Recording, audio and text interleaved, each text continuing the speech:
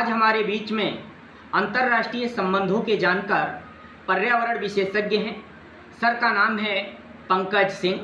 Sir से मैं जानना चाहूँगा कि भारत में टिड्डी दल का आक्रमण हो रहा है, जिससे किसानों को बहुत अधिक मात्रा में नुकसान होता है। सर से मैं जानना चाहूँगा, सबसे पहला प्रश्न है कि टिड्डियों का मूल निवास कहाँ पर है? सर बहुत बहुत धन्यवाद। देखिए, जो टिड्डियाँ मूल रूप से निवास करती हैं वो अफ्रीका महाद्वीप के हॉर्न ऑफ अफ्रीका क्षेत्र में रहती हैं। हॉर्न ऑफ अफ्रीका क्षेत्र से अरब कंट्रियों के या अरब देशों के माध्यम से ये जो है पश्चिमी एशिया क्षेत्र से होते हुए भारतीय भू क्षेत्र में प्रवेश करती हैं।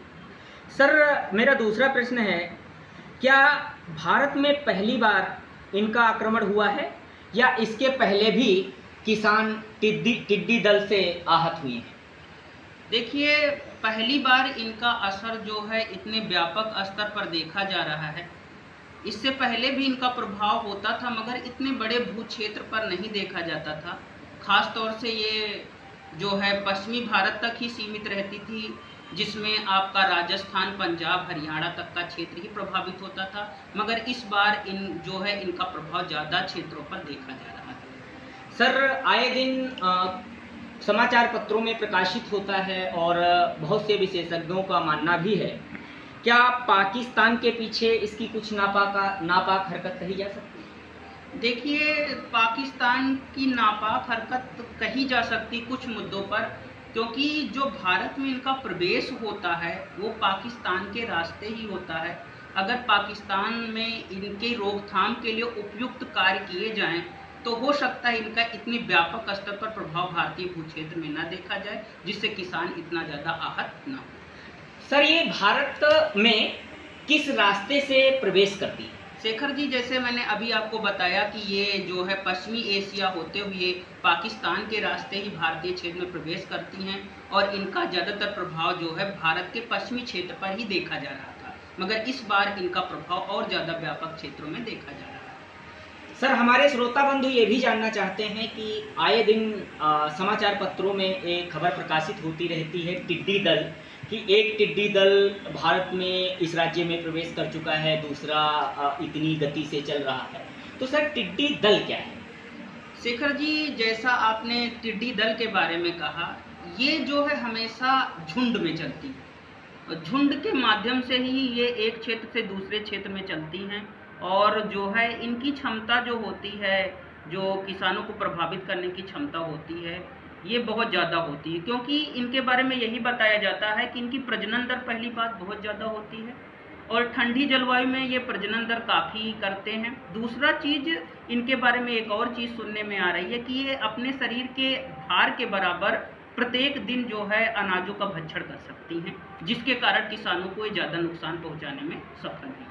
सर, ये इतने कम समय में इतना अधिक नुकसान पहुंचाने में क्यों सक्षम है? शेखर जी, जैसे मैंने अभी आपके पिछले क्वेश्चन के बारे में ही कहा था कि इनकी ये क्षमता होती है कि ये एक दिन में अपने शरीर के भार के बराबर जो है अनाज का भक्षण कर सकती हैं। इस कारण ही ये इतना ज़्यादा किसानों पर प्रभाव डालती है। सर, क्या इन टिड्डी दल से पाकिस्तान को भी नुकसान पहुंचता है? बिल्कुल। देखिए, जैसे पाकिस्तान भी एक तरह से एक एग्रीकल्चर कंट्री है भारत की तरह। वहाँ भी ज़्यादातर जो लोग हैं वो खेती पर ही निर्भर हैं, तो वहाँ पर भी किसानों को व्यापक प्रभाव डालती हैं, ठीक है। मगर उनकी रोकथाम के लिए अगर कीटनाशक वगैरह का उपयुक्त छिड़काव किया जाए, धुआं सुलगाया जाए या अन्य उनके जो माध्यम है जैसे ध्वनि से वो बहुत ज़्यादा प्रभावित होती हैं, तो ये सब अगर कोशिश की जाती तो शायद इतना प्रभाव भारतीय भू क्षेत्र पर अब की बार ना देखा जा सकता।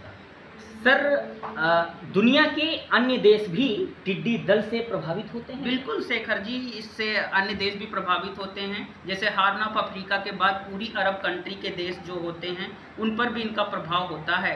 उसके बाद अफगानिस्तान, पाकिस्तान और धीरे धीरे अब भारत भी इनके प्रभाव में काफ़ी ज़्यादा आ गया है। सर, भारत सरकार टिड्डियों से अपने किसानों को सुरक्षित बचाने के लिए या टिड्डियों के बचाव के लिए कौन कौन से प्रयास कर रही है और कौन कौन से प्रयास करने चाहिए? देखिए शेखर जी, जहाँ तक आपने देखा कि सरकार लगातार किसानों को जागरूक कर रही इस विषय पर, और अब जो है जब इनका स्तर काफ़ी ज़्यादा बढ़ गया है तो इनकी रोकथाम के लिए ड्रोन के द्वारा कीटनाशकों का छिड़काव किया जा रहा है ताकि किसानों को कम से कम नुकसान पहुँचे इससे। और लगातार जो है किसानों को भी इसके प्रति जागरूक किया जा रहा है कि वो टायर या पुआल के धुएं के द्वारा या ढोल नगाड़े या डीजे के द्वारा ध्वनि करके उनको जो है अपने क्षेत्र से भगाने का कार्य करें। सर, एक मेरा अंतिम प्रश्न है, किसानों को अपनी फसल के बचाव के लिए कौन कौन से तकनीक का प्रयोग करना चाहिए जिससे जो है टिड्डी दल से अपनी फसल को सुरक्षित बचा सके? शेखर जी, जैसे मैंने आपके पिछले क्वेश्चन के बारे में ही बताया था कि किसानों को इसके प्रति जागरूक करने के लिए जो सरकार लगातार कोशिश कर रही है, कीटनाशकों का छिड़काव, पुआल और जो है आपका टायरों वगैरह को जलाने से धुएं के माध्यम से, इसके अलावा डीजे है, थाली है या अन्य कोई ध्वनि यंत्र है, उनके माध्यम से भी इनको भगाया जा सकता है या इनसे थोड़ा बहुत आप निजात पाया जा सकता है। सर, टिड्डियाँ खेत में पहुंचने के बाद कितनी देर में फसल को बर्बाद कर देती हैं? इनकी जो फसल नष्ट करने की समय सीमा है, लगभग कितने समय में? देखिए शेखर जी, इसके बारे में आप यही जान लीजिए कि ये जो है जहाँ भी चलती हैं झुंडों में चलती हैं।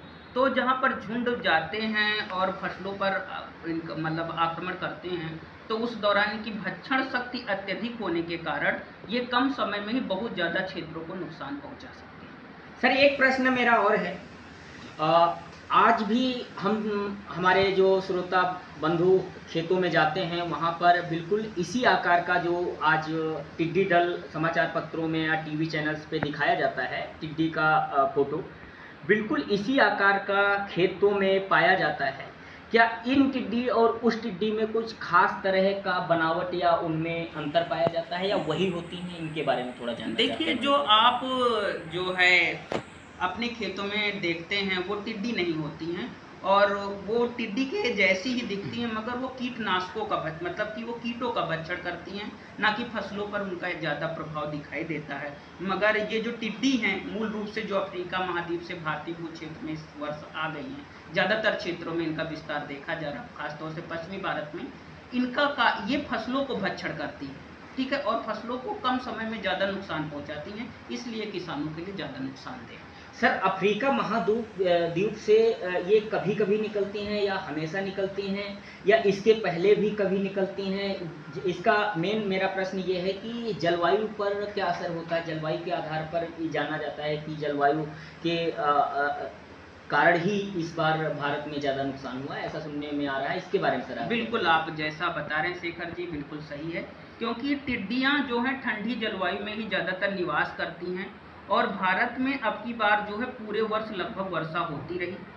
उस वर्षा के कारण पूरे वर्ष भारत का जो तापमान था वो लगभग ठंडा बना रहा। इस कारण जो है टिड्डियों के निवास के लिए उपयुक्त जलवायु इस वर्ष बनी रही। इसी कारण इनका प्रभाव इस वर्ष ज़्यादा व्यापक देखा जा रहा अन्य वर्षों की तुलना में। बहुत बहुत धन्यवाद।